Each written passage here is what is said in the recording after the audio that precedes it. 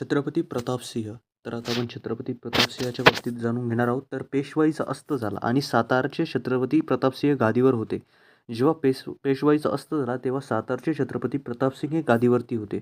तर पेशवाईचा अस्त आपण बघितलेला आहे. बाजीराव 2 यांना शरणागती आली. त्याच्यानंतर तुमचे जे बंगाल आहे, त्याच्यानंतर म्हैसूर आहे, हे सुद्धा इंग्रजांच्या आता ताब्यात आलेले आहे.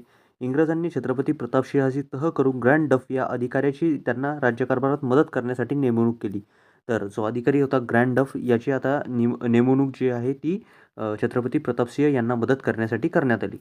तर ही नेमणूक का बरं करण्यात आली? तर वरती आपण बघितले होते की जे पण तैनाती फौजीच्या कराराला साईन करतात, तर त्यांच्या दरबारामध्ये एक जो अधिकारी आहे तो राहत असतो. तर अशाच प्रकारे जे छत्रपती प्रतापसिंह होते यांच्याही दरबारामध्ये ग्रँड डफ नावाचा अधिकाऱ्याची नेमणूक करण्यात आली. परंतु नंतर त्यांना गादीवरून पदच्युत करून काशी येथे ठेवण्यात आले. तिथेच त्यांचा 1847 मध्ये मृत्यू झाला. तर तिथेच त्यांना गादीवरून पदच्युत करण्यात आले आणि त्यांना काशी येथे ठेवण्यात आले आणि तिथे त्यांचा मृत्यू झाला. तर छत्रपती प्रतापसिंहांचे कारभारी रंगो बापूजी गुप्ते यांनी इंग्लंडपर्यंत जाऊन या अन्यायाविरुद्ध दाद मागण्याचा प्रयत्न केला. म्हणजे त्यांना गादीवरून पदच्युत करून टाकणे आणि त्यांना काशी येथे पाठवून दिले. त्यांच्यावरती थोडं अन्याय करणे. तर याची जी दाद आहे, म्हणजे याची दाद मागण्याचा प्रयत्न जो आहे तो रंगो बापूजी गुप्ते यांनी इंग्लंड सरकारपर्यंत केला. परंतु त्यांच्या न्याय मिळवण्याच्या प्रयत्नाला यश आले नाही. तर हा जो न्याय मिळवण्याचा प्रयत्न होता याला यश आले नाही आणि पुढे लॉर्ड डलहौसीने दत्तक विधान नामंजूर करून 1848 मध्ये साताराचे राज्य खालसा केले. तर आता आपण बघणार आहोत की दत्तक विधान म्हणजे काय आणि राज्य खालसा करणे म्हणजे काय. साताराचे राज्य खालसा केले म्हणजे काय? तर सातारा संस्थानाचे स्वातंत्र्य संपवून ब्रिटिश सरकारने ते ताब्यात घेतले. म्हणजे ब्रिटिशांनी त्याच्यावर पूर्ण आपला कंट्रोल प्रस्थापित केला. इतिहासात ब्रिटिश ईस्ट इंडिया कंपनीने दत्तक वारस मान्य न करण्याचा दत्तक वारसा नामंजूर डॉक्ट्रिन ऑफ लॅप्स धोरणानुसार 1848 मध्ये सातारा संस्थान खालसा केले. तर त्यांनी सातारा संस्थान कसे खालसा केले? दत्तक विधान म्हणजे काय? तर दत्तक वारसा नामंजूर म्हणजे जो दत्तक घेतलेला वारस आहे तो गादीवरती बसू शकत नाही. अशा इंग्रजांनी, म्हणजे एखादा राजा आहे त्याला मुलगा नाही आहे, त्यांनी कोणाला दत्तक एक मुलगा घेतला आणि त्याला आपली गादी दिली, तर हे चालणार नाही.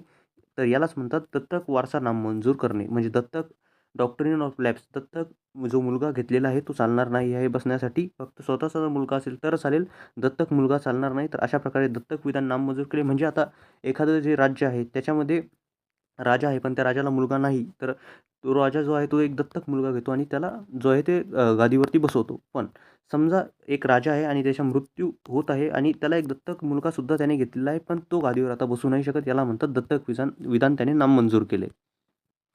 तर सोप्या भाषेत जर आपल्याला सांगायचे, राजा नसल्यास किंवा वारस मान्य नसल्यास राज्य संपवून ते ब्रिटिशांनी आपल्या साम्राज्यात सामील केले. याला या काळात खालसा करणे असे म्हटले जात. म्हणजे त्यांनी सातारा राज्याचा सुद्धा खालसा अशा प्रकारे केला. दत्तक विधान तिथे नामंजूर केले आणि सातारा राज्याला सुद्धा आपल्या ताब्यात घेऊन टाकले. छत्रपती प्रतापसिंह यांनी सातारा शहरात येवतेश्वराच्या देवालयाच्या मागील बाजूस महादरा येथे तलाव बांधून त्याचे पाणी शहरात खेळवले. तर छत्रपती प्रतापसिंह होते ते खूप जास्त काम करत होते. तर त्यांनी जे आहे ते महादरा येथे तलाव बांधून त्याचे पाणी पुऱ्या शहरात खेळवले. शहरात रस्ते बांधले. त्याच्यानंतर रस्त्यांच्या दोन्ही बाजूंना झाडे लावली. मुलामुलींना संस्कृत, मराठी, इंग्रजी शिकवण्यासाठी पाठशाळा बांधल्या. तसेच एक छापखाना काढला आणि अनेक उपयुक्त ग्रंथ छापून घेतले. 1827 साली राजनीतिक सभानीती नावाचा एक ग्रंथ लिहून छापला. तर त्यांनी कोणता ग्रंथ लिहिला आहे? राजनीतिविषयक सभानीती नावाचा ग्रंथ त्यांनी लिहून छापला. त्यांनी साताऱ्याहून महाबळेश्वर ते प्रतापगडापर्यंत रस्ता तयार केला. तोच रस्ता पुढे महाडपर्यंत नेण्यात आला. छत्रपती प्रतापसिंह दररोज रोजनिशी स्वतः लिहित असे. तर रोजनिशी ते स्वतः लिहित असे. तर छत्रपती प्रतापसिंह हे एक महान राजा होते. त्यांनी हे सगळे कामं केलेली आहेत, हे तुम्हाला लक्षात ठेवायचं आहे. तर आपण बघितले होते की इंग्रजांनी कशाप्रकारे आता मराठ्यांच्या सत्तेवरही आपला ताबा मिळवला आहे. त्याच्यानंतर छत्रपती प्रतापसिंह यांच्या बाबतीत आपण जाणून घेतले होते. तर आता आपण काय जाणून घेणार आहोत? तर आता आपण जाणून घेणार आहोत ब्रिटिश सत्तेचे भारतावरील परिणाम. तर आता ब्रिटिशांची जी सत्ता आहे ती बंगालमध्ये सुद्धा आहे, म्हैसूरमध्ये सुद्धा आहे, सिंधवर सुद्धा आहे. त्याच्यानंतर जे महाराष्ट्रातील पार्ट्स आहे, मराठा एम्पायरचे आहे त्याच्यावरती सुद्धा आहे. त्याच्यानंतर इंग्रजांची शीख जे पंजाब सत्ता आहे त्याच्यावरतीही इंग्रजांची आता सत्ता आहे. तर इंग्रजांची सत्ता आता भारतातील विविध ठिकाणी आहे. तर आता या विविध ठिकाणी इंग्रजांची सत्ता असल्यामुळे याचे भारतावर आता काय परिणाम होणार आहे हे आपल्याला बघायचं आहे. तर सर्वात पहिला परिणाम जो आहे तो आहे दुहेरी राज्यव्यवस्था. रॉबर्ट क्लाईव्हने 1765 साली बंगालमध्ये दुहेरी राज्यव्यवस्था अस्तित्वात आणली. तर बंगाल इंग्रजांनी कसा ताब्यात घेतला हे आपण बघितलं होतं. तर आता जो लॉर्ड रॉबर्ट क्लाईव्ह होता त्याने काय केलं, 1765 मध्ये दुहेरी राज्यव्यवस्था ही अस्तित्वात आणली. याचा अर्थ काय? महसूल गोळा करण्याचे काम कंपनीने हाती घेतले. तर ईस्ट इंडिया कंपनी जी होती तिने महसूल गोळा करण्याचे काम हाती घेतले व शांतता व सुव्यवस्था राखण्याचे काम बंगालच्या नवाबाकडे सोपवले. तर शांतता सुव्यवस्था राखण्याचे काम कोण करणार आहे? बंगालचा नवाब. पण महसूल गोळा कोण करणार आहे? कंपनी. तर आता ही दुहेरी राज्यव्यवस्था झाली. म्हणजे दोन जण काम करतायत. जो बंगालचा नवाब आहे तो काय काम करतोय? तो शांतता व सुव्यवस्था राखण्याचं काम करतोय. पण जे ब्रिटिश ईस्ट इंडिया कंपनी आहे ती महसूल गोळा करण्याचे काम करत आहे. यालाच दुहेरी राज्यव्यवस्था असे म्हणतात. दुहेरी राज्यव्यवस्थेचे दुष्परिणाम कालांतराने दिसू येऊ लागले. तर दुहेरी जी राज्यव्यवस्था होती त्याचे जे परिणाम आहे ते कालांतराने आता दिसून येत होते. सामान्य जनतेकडून कर रूपाने वसूल केलेले पैसे कंपनीतील अधिकारी स्वतःच्या खिशात घातले. तर सामान्य जनतेकडून जे कर रूपाने पैसे जे कर रूपाने घेत होते, जे टॅक्सच्या रूपाने त्यांच्याकडून पैसे घेत होते, ते कंपनीतील जे अधिकारी होते, ईस्ट इंडिया कंपनीतील जे अधिकारी होते ते स्वतः त्यांच्या खिशात घालत होते. म्हणजे स्वतः ते करप्शन करत होते. भारतातील व्यापाराचा मक्ता फक्त ईस्ट इंडिया कंपनीलाच दिल्यामुळे इंग्लंडमधील अनेक व्यापाऱ्यांना त्यांचा कंपनीचा हेवा वाटत होता. म्हणजे भारतातील व्यापाराचा मक्ता म्हणजे काय? तर आता ईस्ट इंडिया कंपनीने भारतातील विविध जागी आपली सत्ता स्थापन केलेली आहे. तर या या सगळ्या गोष्टींचा जो हेवा आहे, म्हणजे या सगळ्या गोष्टींची जेलसी आहे, ती ब्रिटिशमधल्या दुसऱ्या कंपनींना होत होती, की ब्रिटिश ईस्ट इंडिया कंपनीलाच भारतातील मक्ता भेटत आहे. भारतातील व्यापारी जागा, व्यापाराची संधी भेटत आहे आणि त्याचा फायदा त्यांना होत आहे. तर अदर ज्या कंपन्या होत्या, दुसऱ्या ज्या कंपन्या होत्या, याचा त्यांना हेवा वाटत होता. कंपनीचा भारतावरील कारभारावर इंग्लंडमध्ये टीका होऊ लागली. तर कंपनीचा जो भारतातील कारभार होता, तर म्हणजे काय? तर स्वतःच्या खिशात पैसे घालत होते कंपनीचे अधिकारी, तिथे करप्शन होत होतं. तर इंग्लंडच्या पार्लिमेंटमध्ये इंग्लंड याच्यावर टीका होऊ लागली, की भारतातील ही जी ईस्ट इंडिया कंपनी ही अशा प्रकारे काम करत आहे व जे कर वसूलत आहे ते त्यांच्याच खिशामध्ये घालत आहे. आणि दुसरी गोष्ट ही होती, की त्यामुळे होऊ लागला कंपनीचा हेवा जो होता तो अनेक व्यापाऱ्यांना वाटत होता. तर त्यांच्यामुळे सुद्धा कंपनीवर इंग्लंडमध्ये आता टीका होऊ लागली. तेव्हा कंपनीच्या कारभारावर नियंत्रण ठेवण्यासाठी इंग्लंडच्या पार्लमेंटने काही महत्त्वाचे कायदे केले. तर आता कंपनी जी होती ती कंपनी हाताच्या बाहेर ना निघून जावं याच्यासाठी इंग्लंडची जी पार्लमेंट होती त्यांनी काही कायदे केले. इंग्लंडच्या पार्लमेंटच्या खाली ही ईस्ट इंडिया कंपनी येते आणि ईस्ट इंडिया कंपनी भारतामध्ये आपले राज्य स्थापन करत होती. पण ते राज्य स्थापन करताना आता कंपनीतील जे अधिकारी आहे ते करप्शन करत होते. त्याच्यानंतर जे अदर व्यापारी आहेत त्यांना त्या कंपनीचा हेवा वाटत होता आणि त्याच्यामुळेच कंपनीवर टीका होऊ लागली. मग त्याच्यानंतर इंग्लंडची पार्लमेंट आहे, त्या पार्लमेंटने त्याच्यावर कंपनीच्या कारभारावर नियंत्रण ठेवण्यासाठी काही जे आहे ते महत्त्वाचे कायदे आता या इथे लावण्यास सुरुवात केली. तर गव्हर्नमेंटने केलेले कायदे 1773च्या रेग्युलेटिंग ॲक्टनुसार बंगालच्या गव्हर्नरला गव्हर्नर जनरल असा हुद्दा देण्यात आला. तर बंगालचा जो गव्हर्नर आहे त्याला गव्हर्नर जनरल असे म्हणण्यात येऊ लागले. या ॲक्टनुसार लॉर्ड वॉरन हेस्टिंग हा गव्हर्नर जनरल झाला. तर जो या ॲक्टनुसार म्हणजे हा जो ॲक्ट होता रेग्युलेटिंग ॲक्ट याच्यानुसार कोण जनरल झाला? तर लॉर्ड वॉरन हेस्टिंग हा जो होता तो आता गव्हर्नर जनरल झाला. मुंबई व मद्रासच्या इलाख्याच्या धोरणावर नियंत्रण ठेवण्याचा अधिकार आता त्याला मिळाला. तर ब्रिटिश ईस्ट इंडिया जी कंपनी होती त्यांचे दोन इम्पॉर्टंट जे ठिकाण होते ते होते मुंबई आणि एक होते मद्रासचा जो एरिया होता तो त्यांचा खूप जास्त इम्पॉर्टंट होता. तर या इलाक्यावर धोरणावर नियंत्रण ठेवण्याचा अधिकार आता त्याला मिळाला. कोणाला मिळाला? तर तो मिळाला गव्हर्नर जनरल. गव्हर्नर जनरल कोण आहे? लॉर्ड वॉरन हेस्टिंग याला. आणि हा गव्हर्नर का बरं बनला आणि त्याला गव्हर्नर जनरल आपण का बरं म्हणत आहे? तर 1773मध्ये रेग्युलेटिंग ॲक्टनुसार आपण त्याला आता गव्हर्नर जनरल असे म्हणत आहे. तर त्याच्या मदतीला 4 सदस्यांची समिती नेमवण्यात आली. तर त्याच्या मदतीला आता 4 सदस्यांची समिती नेमवण्यात आली. म्हणजे तो आणि त्याच्याखाली 4 सदस्य यांची अशी एक समिती नेमवण्यात आली. तर आता 1784मध्ये पीठचा भारताविषयीचा कायदा मंजूर झाला. तर 1784मध्ये काय झालं? पीठचा भारताविषयीचा कायदा मंजूर झाला. तर आपण पीठ म्हणजे काय आता हे बघणार आहोत. तर आता पीठचा कायदा म्हणजे काय? तर पीठच्या कायद्यामध्ये हे काही प्रमुख घटक येतात. तर दुहेरी नियंत्रणाची पद्धत, त्याच्यानंतर भारतातील ईस्ट इंडिया कंपनीच्या कारभारावर ब्रिटिश सरकारचे थेट नियंत्रण वाढले. मी सांगितलं होतं तुम्हाला, की तिथे करप्शन वाढलेलं होतं आणि जे अधिकारी होते ते पैसे त्यांच्याच खिशात घालत होते. तर आता जे सरकार होतं त्यांनी ब्रिटिश ईस्ट इंडिया कंपनीवर आता थेट नियंत्रण आपले वाढवले होते. कंपनीच्या प्रदेशांना प्रथमच ब्रिटिश पोझेशन इन इंडिया भारतातील ब्रिटिश ताब्यातील प्रदेश असे म्हणण्यात आले. नाहीतर पहिले ईस्ट इंडिया कंपनीच्या ताब्यातील प्रदेश असे म्हणत होते. या कायद्याने ईस्ट इंडिया कंपनीचा व्यापार चालू ठेवला, पण प्रशासनावरील अंतिम अधिकार ब्रिटिश सरकारकडे जमा केला. तर या कायद्याने ईस्ट इंडिया कंपनीचा तर व्यापार चालू ठेवला भारतामध्ये, पण जे प्रशासनावरील अंतिम अधिकार होते, जे इम्पॉर्टंट अधिकार ॲडमिनिस्ट्रेशन होतं ते ब्रिटिश सरकारने आपल्याकडे घेतले. ब्रिटिश सरकार म्हणजे इंग्लंडमधील सरकारने. पिट्स इंडिया ॲक्ट हा भारतातील राजकीय नियंत्रण मजबूत करण्याचा एक महत्त्वाचा टप्पा होता. पुढे 1858 पर्यंत भारताच्या प्रशासनात या व्यवस्थेचा प्रभाव राहिला. तर 1858 पर्यंत या व्यवस्थेचा जो आहे तो प्रभाव राहिलेला आहे. 1858 पर्यंत हा काय राहिला ते आपण बघणार आहोत पुढच्या पाठांमध्ये. पण पिटचा कायदा म्हणजे काय, तर आता जे ईस्ट इंडिया कंपनी होती तिला इतके जास्त महत्त्व न देता इंग्लंडची जी गव्हर्नमेंट आहे ती आता भारतावरती एक चांगले लक्ष देऊ लागली. भारतातील राज्यकारभारावर पार्लमेंटचे नियंत्रण ठेवण्यासाठी एक कायम स्वरूपाचे निर्णायक मंडळ स्थापन करण्यात आले. तर आता काय झालं की 1784 मध्ये पिटचा कायदा आला. जी ब्रिटिश सरकार होती इंग्लंडमध्ये तिचा जो विश्वास आहे कंपनीवरून तो जात होता थोडं. तर त्यांनी काय केलं, की भारतातील राज्यकारभारावर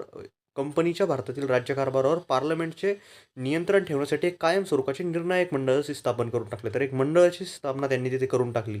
कंपनीला भारतातील राज्यकारभाराविषयी आदेश देण्याचा अधिकार या मंडळाला देण्यात आला. तर कंपनी भारतामध्ये काय करायचं आहे राजकारणाविषयी व कोणते प्रदेश त्यांना घ्यायचे आहे, कशाप्रकारे त्यांना बिझनेस करायचा आहे, या सर्व गोष्टींचा अधिकार जो होता त्या या मंडळाला देण्यात आला, की हे मंडळ त्या कंपनीला सांगेल व तशा प्रकारे ती कंपनी काम करेल व हे मंडळ ब्रिटिश पार्लमेंटने स्वतः जे आहे ते अपॉइंट केलेलं होतं. तर अशा प्रकारे कंपनीला यांच्यानुसार अधिकार देण्यात आले. तर 1813, 1833 व 1853 कंपनीच्या कारभारात फेरबदल करणारे कायदे पार्लमेंटने केले. अशा प्रकारे कंपनीच्या प्रशासनावर ब्रिटिश सरकारचे अप्रत्यक्ष नियंत्रण अस्तित्वात आले. तर अशा प्रकारे अप्रत्यक्ष जे त्यांचं नियंत्रण होतं या कंपनीवरती ते अस्तित्वात आलं. प्रत्यक्ष नियंत्रण नाही, म्हणजे प्रत्यक्ष म्हणजे डिरेक्टली जी ब्रिटिश गव्हर्नमेंट आहे ती त्या कंपनीला बोलत आहे, म्हणजे असे नियंत्रण नाही, बल्कि जी पार्लिमेंट आहे ती एका समितीची स्थापना करत आहे, एक मंडळाची स्थापना करत आहे. त्याच्याद्वारे जे ब्रिटिश ईस्ट इंडिया कंपनी आहे तिला चालवत आहे. तर एक अप्रत्यक्ष प्रमाणाचं जे आहे ते ऑब्झर्वेशन आहे, अप्रत्यक्ष प्रमाणाचे नियंत्रण जे आहे ते ब्रिटिश ईस्ट इंडिया कंपनीवर आता पार्लमेंटने करण्यास सुरुवात केली. कंपनीच्या भारतातील राज्यकारभारावर पार्लमेंटचे नियंत्रण ठेवण्यासाठी एक कायम स्वरूपाचे निर्णायक मंडळ स्थापन करण्यात आले. म्हणजे काय, तर आता जी ईस्ट इंडिया कंपनी होती ती ईस्ट इंडिया कंपनीमध्ये काही प्रॉब्लेम्स होते, पण आता ब्रिटिश पार्लमेंटने ते प्रॉब्लेम्स पाहिले आणि त्यांनी एक जी आहे ती समिती स्थापन केली, एक मंडळ स्थापन केलं आणि ते मंडळ आता ईस्ट इंडिया कंपनीला सांगणार आहे की तुम्ही काम कशाप्रकारे करायचं आहे. तर मंडळाची स्थापना करण्यात आली. कंपनीला भारतातील राज्यकारभाराविषयी आदेश देण्याचा अधिकार या मंडळाला देण्यात आला. तर कंपनी काय निर्णय घेईल याचा आदेश जो आहे तो त्यांना हे मंडळ आता देणार आहे. तर अशा प्रकारे 1813, 1833, 1853 कंपनीच्या कारभारात फेरबदल करणारे कायदे पार्लमेंटने केले. अशा प्रकारे कंपनीच्या प्रशासनावर ब्रिटिश सरकारचे अप्रत्यक्ष नियंत्रण अस्तित्वात आले. तर अप्रत्यक्ष नियंत्रण म्हणजे काय, तर ही आहे ब्रिटिश पार्लमेंट फॉर एक्झाम्पल, आणि ही आहे ईस्ट इंडिया कंपनी जी की आता भारतात आहे त्याच्यानंतर. आणि हे आहे नियामक मंडळ.